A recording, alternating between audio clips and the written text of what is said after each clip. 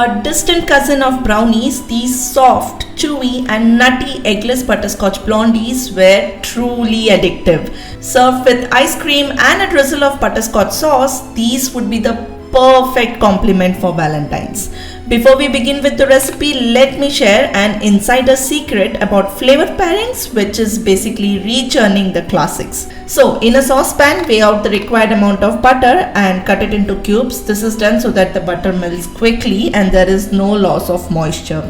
Switch on the flame. Initially you would see that the butter is melting and creating lot of bubbles, which will eventually settle and the butter would change its color to golden brown.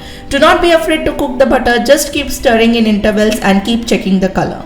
Another distinct indication to know whether it is ready or not is by the aroma. OMG, it is insane. Okay, so once done, transfer it to a dish to cool down a bit. In the same pan, bring the milk to boil and add it to the brown sugar. Basically, this is done so that the hot milk will dissolve the brown sugar. This is the secret to getting a crinkle top on your brownies and blondies, which is making sure that the sugar is dissolved completely. So do not miss this step, follow it properly.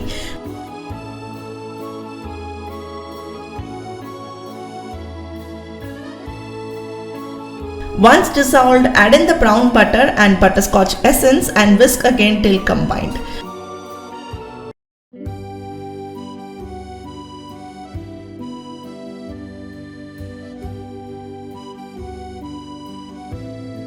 Before dumping in the dry ingredients, add the baking powder, give a quick mix and then in it goes. Mix it well, and when you could still see some bits of flour left in, add in the butterscotch chips and roughly chopped pecans to it.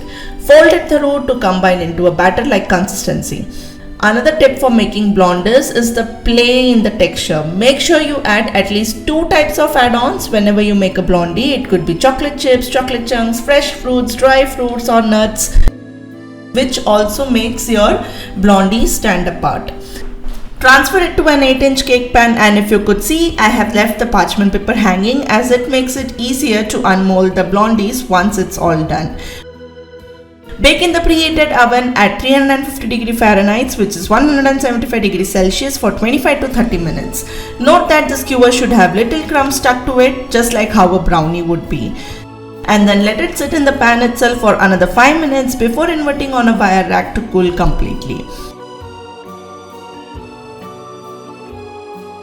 Just like a brownie, slice these into squares and enjoy it with some ice cream and a drizzle of butterscotch sauce on top, the recipe for which can be found on the channel. I will leave a link for the same in the description box below.